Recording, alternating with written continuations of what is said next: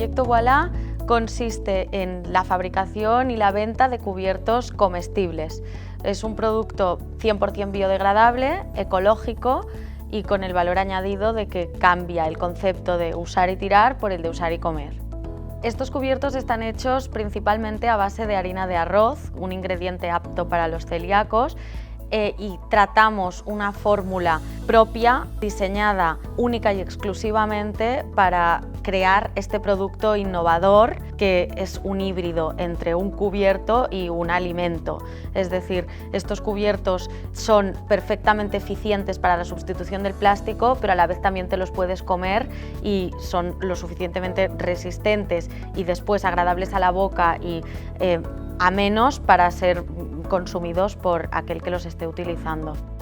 Tras muchos meses, primero en la escuela de gastronomía haciendo prototipos a muy pequeña escala, después encargo máquinas a China que me hacen unos moldes que son como unas sandwicheras y lo crean de una forma semi-artesanal que me permite también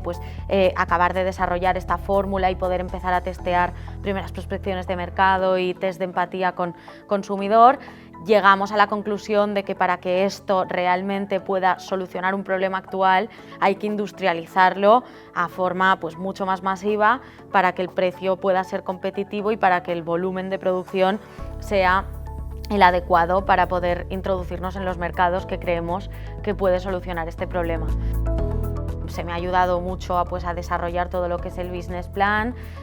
a networking, a tratar con gente que aporta su know-how en el sector, clases magistrales que han sido totalmente enfocadas en el interés que yo tengo por tener conocimientos sobre el mundo,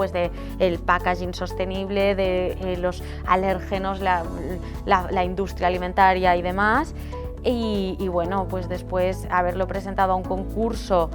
haber salido ganadora, me ha dado una visibilidad y un rodaje también en ir explicando y ir haciendo real este proyecto que, como